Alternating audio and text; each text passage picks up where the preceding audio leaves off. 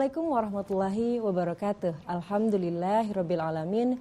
Wassalatu wassalamu ala asyrafil anbiya'i wal mursalin sayyidina Muhammadin wa ala alihi wa sahbihi ajma'in, amma ba'du. Mirsa TVRI Jawa Timur, senang sekali Gemar Ramadan dapat kembali menemani Anda menantikan waktu berbuka puasa, tentunya di rumah aja. Kali ini bersama dengan saya Azizah Prastika. Dan spesial sekali akan hadir di studio sebagai narasumber kita bersama Kepala Diklat Kanwil Kemenak Jawa Timur. Beliau adalah Dr. Haji Muhammad Thoha MSI. Insya Allah beliau akan memaparkan kepada kita semua sesuatu yang paling istimewa di bulan Ramadan yang diburu jutaan umat muslim di dunia. Apalagi kalau bukan Lailatul Qadar. Dan pemirsa, bagaimana kita dapat meraih Lailatul Qadar di tengah Ramadan yang diliputi pandemi ini? Ikuti terus Gema Ramadan.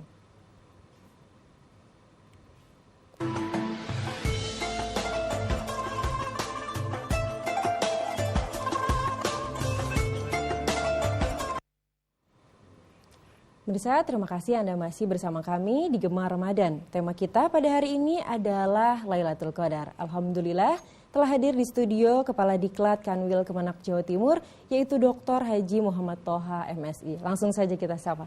Assalamualaikum Pak Ustadz. Waalaikumsalam warahmatullahi wabarakatuh. Sehat Ustadz? Alhamdulillah. Alhamdulillah. Mbak Aziza. 10 hari terakhir ini Ustadz. 10 hari terakhir ya. Berburu Lailatul Qadar. Betul, ya Ustadz ya. Dan kita tetap berkarya meskipun dari rumah. Betul. Karena pandemi corona sehingga tidak beli tatap muka secara langsung. Betul, ya, betul. Tetap beribadah kan gitu. Insya Allah ya. Jangan sampai kehilangan momentum emas kemuliaan bulan Ramadan ya Ustadz ya. Ini sebuah momen yang luar biasa. Betul. Kan? Ya. Jangan sampai hilang begitu Lewat saja. begitu saja. Gitu, karena belum tentu tahun depan kita bertemu Ramadan lagi ya Ustadz. Betul. Memang harus kita sikapi bulan yang cukup mulia ini. Kan? Nah Ustadz, tema kita hari ini adalah Lailatul Qadar Ustadz. Di Ramadan ini tapi tampaknya berbeda Ustadz. Ya. Karena banyak sekali yang tidak bisa ke masjid karena memang menaati anjuran pemerintah untuk beribadah dari rumah aja Ustadz. Nah, lantas bagaimana Ustadz? Sebelum kita jauh tapi bicara tentang bagaimana kita meraih Lailatul Qadar dari rumah Ustadz. Sebetulnya Lailatul Qadar sendiri maknanya itu apa Ustadz? Jadi begini Mbak Azizah. Kita itu harus bersyukur menjadi umatnya Nabi Muhammad. Umur kita itu relatif pendek dibandingkan umat nabi-nabi terdahulu. Nabi terdahulu itu sampai ribuan tahun, ratusan tahun kan gitu. Kalau kita mengajar pada nabi kita itu 63 sudah menghadap kepada Ilahi Rabbi. Dan umatnya juga tidak jauh dari usia itu kan. Betul. Tapi Allah begitu sayang kepada kita sehingga memberikan sebuah kemurahan yang dahsyatnya luar biasa. Alhamdulillah.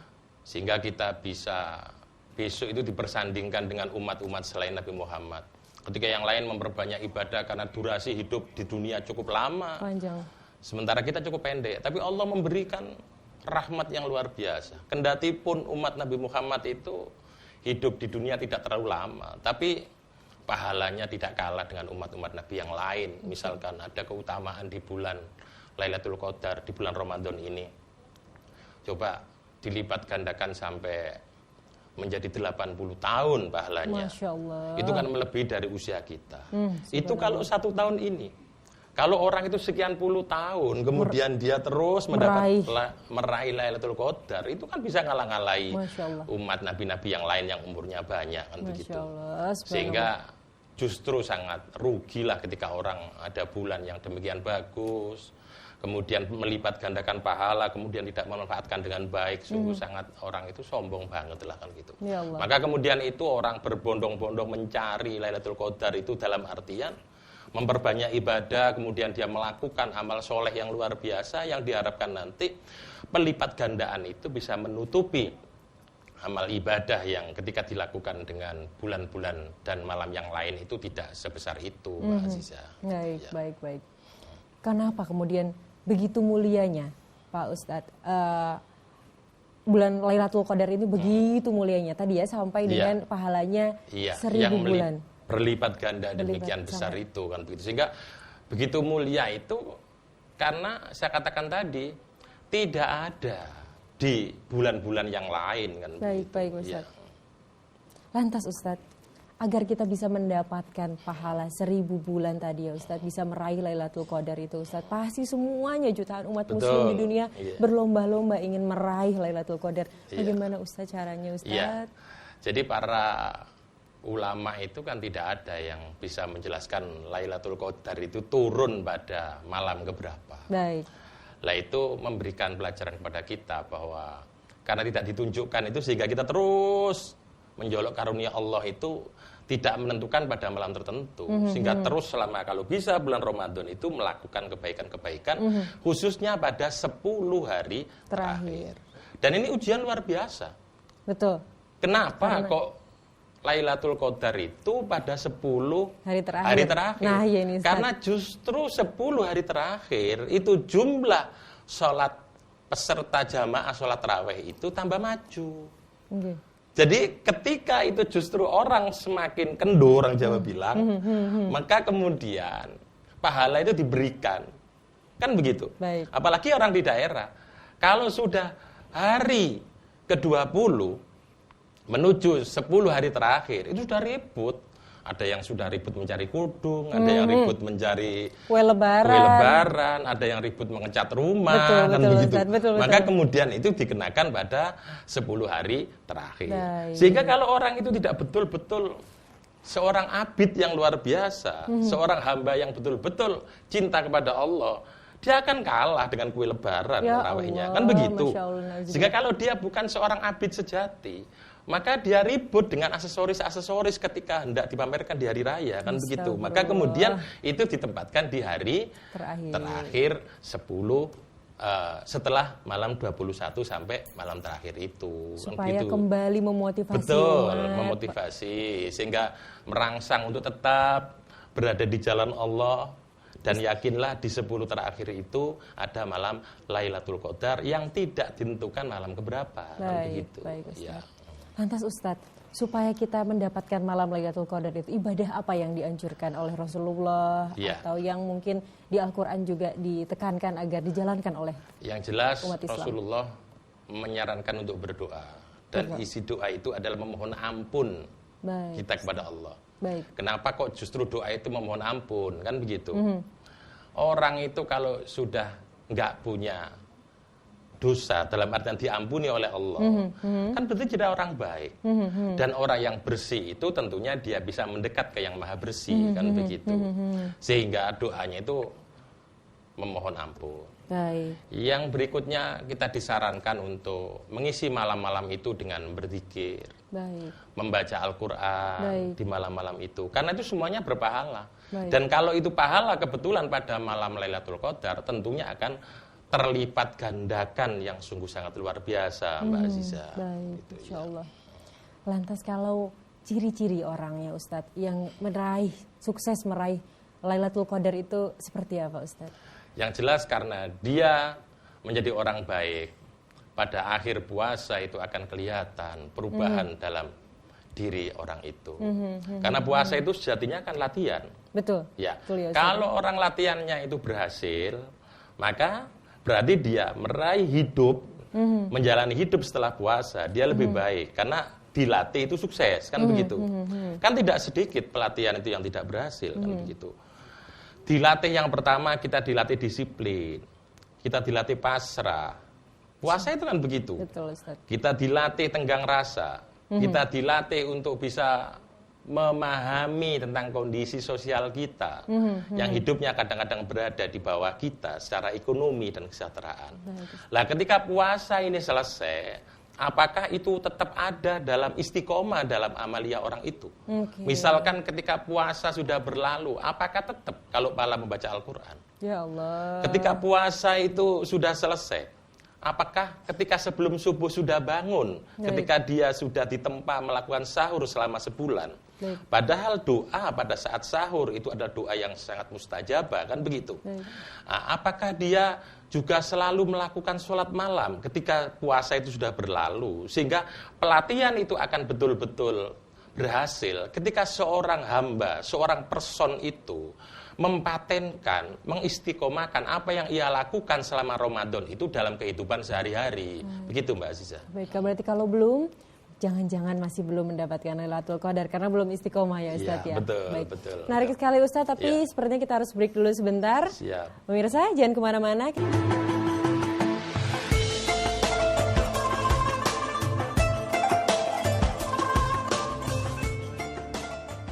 Pemirsa TVRI Jawa Timur, terima kasih Anda masih bersama kami dalam Gemar Ramadan. Tema kita pada hari ini adalah Lailatul Qadar.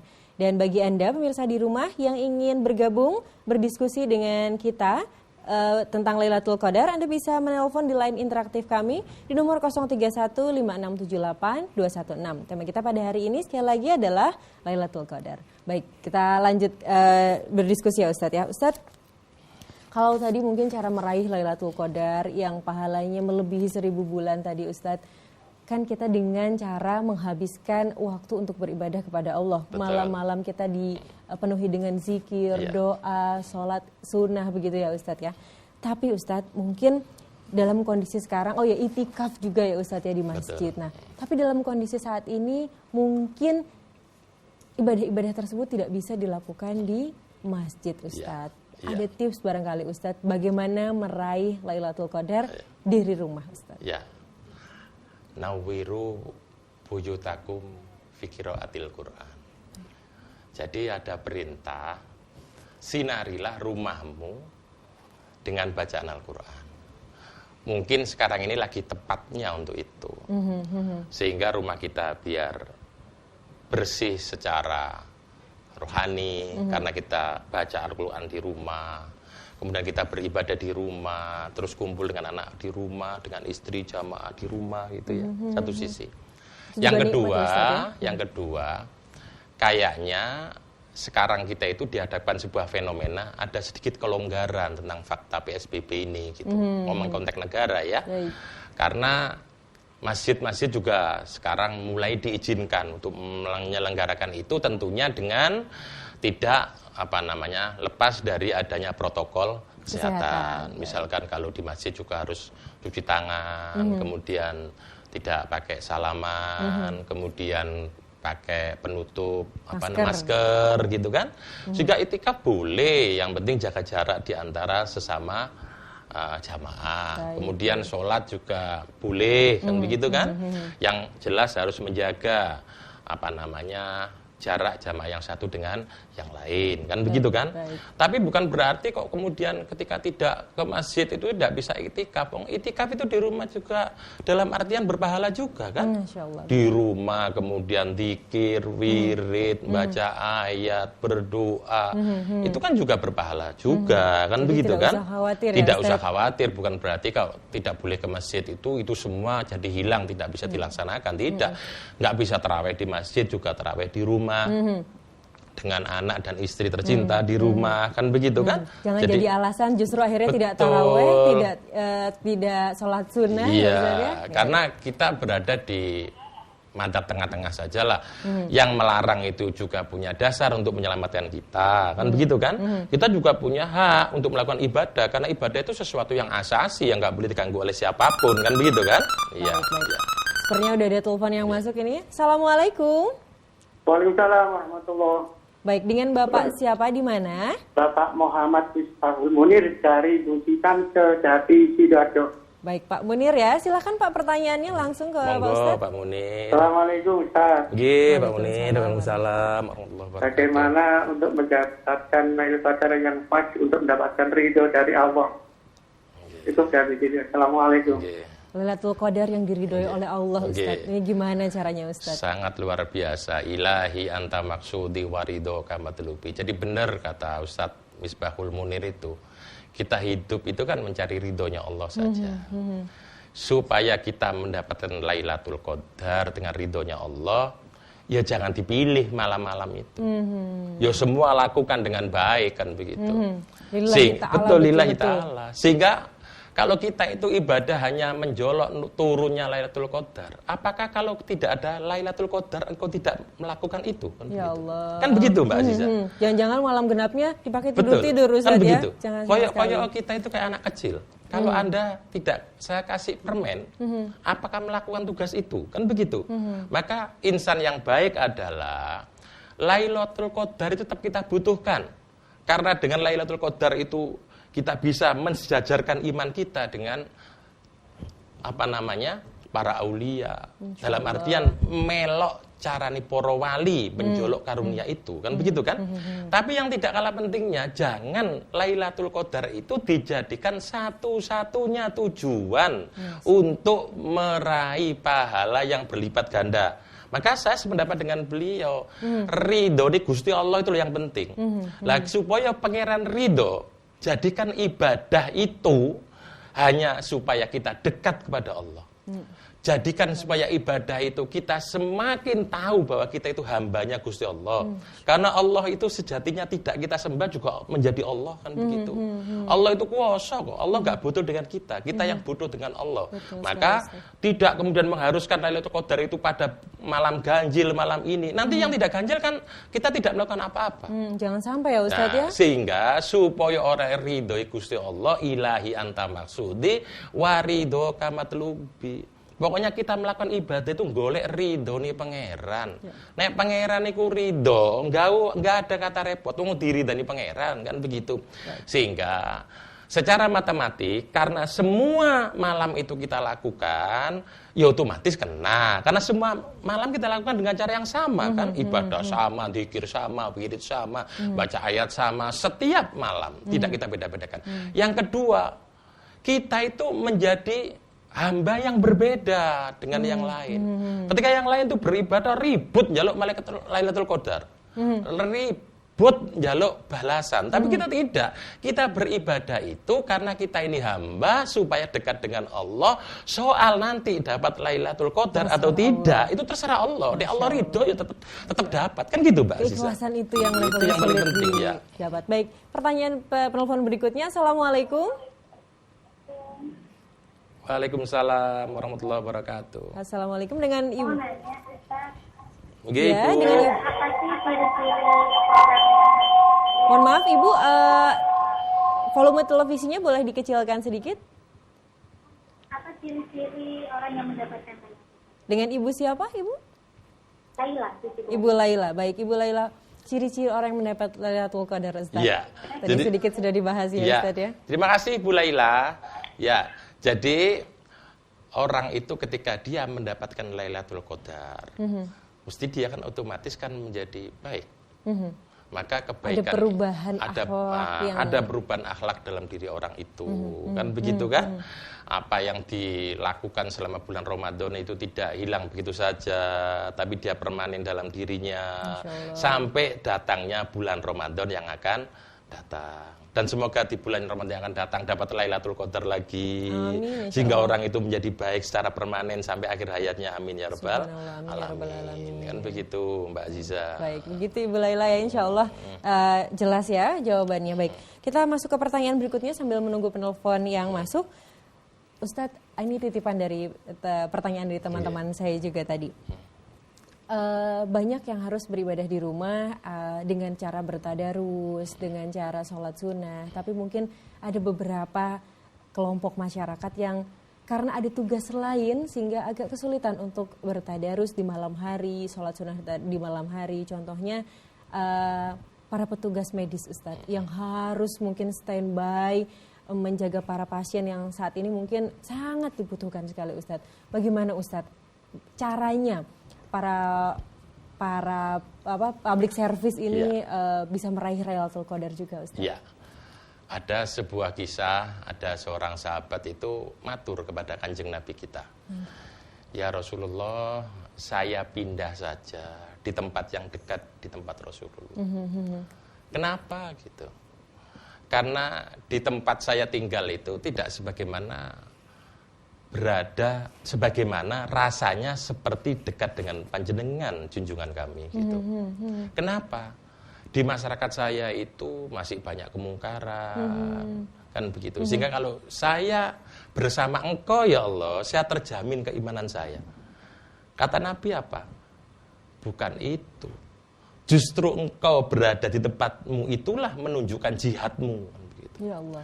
Yang namanya mencari pahala. Seorang polisi, kemudian kendaraan macet luar biasa, perempatan ngunci, nggak bisa bergerak kemana-mana. Ketika ditanya, polisinya di mana? tadarus karena Lailatul Qadar, itu justru malah salah. Ya Allah, baik. Pahala kita itu berbeda-beda, begitu. Kan begitu, Mbak? Baik. Ada seorang intel, kemudian seorang ibu pulang sholat, dia ditodong sama seorang preman, dia jerit-jerit mencari perlindungan dan pengamanan. Kemudian masyarakat bertanya, oh intelnya sudah pada tadarus Pak, nggak bisa nolongin Ya gitu. Allah. Itu salah malah begitu. Jadi jihad ibadah polisi dengan jihad ibadah ustadz itu berbeda. Kan begitu. Baik. Mungkin seorang penceramah semalaman suntuk dia ceramah kemana-mana, kan begitu kan? Kemudian habis sholat subuh dia tidur lagi. Itu pahala karena nempoi tidurnya semalaman habis memberikan pencerahan kepada umat. Baik. Tapi ketika kemudian seorang penyeberang jalan raya, kemudian pagi-pagi nggak ada gitu, karena tidur Pak, karena semalam wiridan, arek sekolah sih ketubruk motor sak pirang-pirang gitu, Allah. itu malah tidak menjadi pahala bagi seorang penyeberang jalan. Sehingga di antara kita itu memiliki ladang ibadah yang berbeda-beda. Baik. Tidak usah menyamakan, semua harus sama. Kemudian penjaga rel kereta api tidak tadarus kabeh, itu tabrak kereta api nggak entek kan, Ya begitu Allah. kan begitu. Baik, baik. Kalau petugas medis kemudian saya menyatakan diri iktikaf secara umum semuanya, tutup rumah sakit itu, Ya jadi nggak karu-karuan kan. Nah, sehingga cara mencari pahala itu setiap person berbeda-beda. Allah Maha tahu di mana sih jihad kita itu, Allah ngerti untuk itu kan begitu. Bahkan Islam itu agama yang sangat-sangat indah loh, luar biasa. Ketika orang kaya bisa mendermakan harta kekayaannya untuk membahagiakan orang lain, si miskin gak usah jungkir balik golek duit untuk mendermakan itu. Senyum saja sudah derma kepada orang yang luar biasa. Subhanallah. Itulah Islam kan begitu. Agama yang sangat luar biasa, sehingga tidak ada yang sulit dalam Islam. Yang menyulitkan itu masyarakatnya sendiri, orangnya sendiri, personnya sendiri, Mbak Aziza. Baik, Ya. baik. Pertanyaan berikutnya ini Ustaz, Ya. dari penelpon. Assalamualaikum. Terputus tampaknya Terputus, Ustaz. ya. Baik. Silahkan dilanjutkan Ya, Ustaz. jadi kemudian setiap person itu memiliki cara bagaimana dia mengumpulkan pahala. Jadi Tidak usah disamakan antara person yang satu dengan person yang lain. Kan begitu. Di sebuah kampung yang kaya, dia mengeluarkan hartanya. Tapi bagian yang tidak kaya, dia bisa tenaganya kok. Kan begitu. Sehingga itulah harmonisitas Islam dibangun dalam berbagai hal. Semua orang punya peran. Semua orang punya peran dan semua punya Ladang hak pahala untuk masing-masing. masuk surga. Baik, subhanallah. Menenangkan sekali ini Ya. Ustaz jawabannya. Baik, pertanyaan berikutnya silahkan. Assalamualaikum. Waalaikumsalam. Ya, dengan Bapak siapa di mana? Pak Supriyadi dari Kediri. Baik, Pak Superi dari Kediri silahkan. Mau tanya aku, Lailatul Qadar apa harus di masjid? Baik, ini sedikit sudah dibahas. Mengerjakan tadi. itu. Nggih. Di rumah apa boleh? Nggih. Baik, baik. Ya, matur suwun Nggih. sedherek. Nggih. Pun matur Assalamualaikum. Waalaikumsalam Waalaikumsalam. warahmatullahi Silakan, wabarakatuh. Ustaz. Sembah nuwun, Bapak. Jadi orang berbuat baik, beramal baik, beribadah itu dimanapun boleh. Baik. Bukan berarti kemudian masjid itu ditutup, kemudian tidak melakukan itu semua bisa dilakukan di tempat tinggal kita masing-masing, kan begitu kan? Tapi tadi saya sudah katakan, kayaknya negara ini sudah melihat kenyataan bahwa agak dilonggarkan. Silakan melakukan ibadah itu di tempat ibadah, di masjid, di musola dilanggar dengan memperhatikan protokol kesehatan untuk mensikapi COVID-19. Dan tentunya mengingat kondisinya setiap daerah juga berbeda-beda. Berbeda-beda, Ustaz. Jadi betul. harus benar-benar ditinjau dulu kondisinya seperti Ya, apa di daerah ya, ini, di daerah itu betul. juga Ustaz ya. Jadi gini Mbak, memang ada sebuah tarik-tarikan yang luar biasa. Kita itu menyuruh orang sholat itu kan susahnya luar biasa. Benar Ustaz. Loh kok dadakno orang mau sholat dilarang? Itu kan sebuah fakta berkecamuk dalam batin kita gitu loh. Loh wong sing gak gelem sembahyang dikon sembahyang kok sembahyang gak oleh kan begitu kan. Ini sebuah kenyataan yang tidak bisa diterima oleh seorang anak manusia kan begitu. Wong orang baik dengan orang salaman itu bagus. Kan begitu. Kenapa kok gak boleh? Kan begitu. Maka ini butuh penjelasan yang komprehensif, penjelasan yang bisa diterima oleh masyarakat. Sehingga masyarakat harus memaklumi, kan begitu kan? Ya, tapi bukan berarti sekali lagi loh ya. Bukan berarti ketika masjid ditutup, mushola ditutup, langgar ditutup tidak melakukan itu semua. Lakukan itu di rumah. Dan kalau ini menjadi sebuah adat kebiasaan di rumah kan indah. Setelah habis maghrib kita membaca ayat suci Al-Quran bersama-sama keluarga. Kan begitu kan? Betul, nah, kalau perlu setiap bulan kita khataman keluarga. Kan sangat bagus, luar biasa. Betul, sekaligus pembelajaran anak didik kita. Kita itu kan ini ada sebuah hikmah ya. Barangkali sebelum corona itu kita kan memasrahkan anak kita kepada ustadz-ustadzahnya. Betul sekali. Ketika kumpul di rumah kita kan tahu bagaimana kualitas anak kita, anak kandung kita, ngaji sampai gimana, kita kan tahu sendiri. Nah sebetulnya tanggung jawab kita ya Ustaz ya. Sehingga ketika kita tahu anak kita, akhirnya kita semakin paham. Yang pertama kita menghargai bahwa mengajar anak itu berat. Maka sing sembodo nengke honor sing ajar. Kan begitu, kan begitu. Betul sekali, Ustaz. Kemudian seorang istri kan jadi tahu suami saya itu biasa sembahyang atau tidak. Kalau di kantor kan kelihatan Ya itu. Allah, iya, Ustaz. Ketika ngimami itu sampai saya bilangi, semua orang itu bisa sholat, semua orang itu juga hafal. Tapi kalau dia tidak biasa ngimami, itu ketoro loh Mbak Aziza. Sehingga ketemu di rumah itu kan kelihatan, wah bojoku ini ngantor biasanya gak sembahyang. Kan gitu kan. Atau biasanya suami saya itu selama ini gak bisa menjadi imam sholat, kan begitu. Sehingga saling tahu di antara kita, kan begitu. Yang tadinya ribut, pagi, yang laki-laki ke kantor, yang perempuan juga dinas. Kemudian ketika Covid Corona kita kumpul kembali. Ya, jadi pokoknya kita cari hikmahnya lah. Karena tidak ada sesuatu yang tidak ditakdirkan oleh Allah itu pasti itu takdirnya Allah. Sehingga kita itu yang bisa kita lakukan adalah tidak bisa melawan takdir, tapi kita bisa berdamai dengan takdir. Kenyataannya itu memang begini, apa yang harus kita lakukan, kan begitu. Ya. Luar biasa, Ustadz. Menenangkan sekali jawaban-jawabannya, Ustadz. Insya Allah memberikan pencerahan pada kita semua supaya tetap tersemangat, termotivasi untuk menjalankan, meraih Lailatul Qadar. Betul. Tapi waktu kita sudah habis, Ustadz. Boleh barangkali kesimpulannya sedikit, Ustadz, dari diskusi kita hari ini. Terima kasih Mbak Aziza. Jadikan puasa ini sebagai kawah candra di muka selama sebulan. Kemudian carilah Lailatul Qadar, tapi ingat bahwa engkau ibadah bukan hanya untuk mencari Lailatul Qadar, tapi mencari ridhonya Allah Subhanahu wa taala. Apa yang diridhoi Allah akan menjadikan diri kita lebih baik. Apa yang diridhoi Allah pasti akan memberikan manfaat dan barokah bagi diri kita masing-masing. Demikian, terima kasih Mbak Aziza. Terima kasih sekali Ustadz, penjelasannya luar biasa. Semoga kita bisa punya kesempatan untuk bertemu lagi ya Ustadz. Ya, berdiskusi lagi tentang tema-tema keislaman yang bisa mencerahkan masyarakat insyaallah. Baik pemirsa, itulah tadi bincang-bincang kita seputar Lailatul Qadar. Insyaallah semoga kita semua bisa meraih Lailatul Qadar dengan ridha Allah Subhanahu wa taala. Akhir kata, saya Azizah Prastika undur diri dari hadapan Anda. Wallahul muwaffiq ila aqwamit thoriq. Wassalamualaikum warahmatullahi wabarakatuh. Waalaikumsalam warahmatullahi wabarakatuh.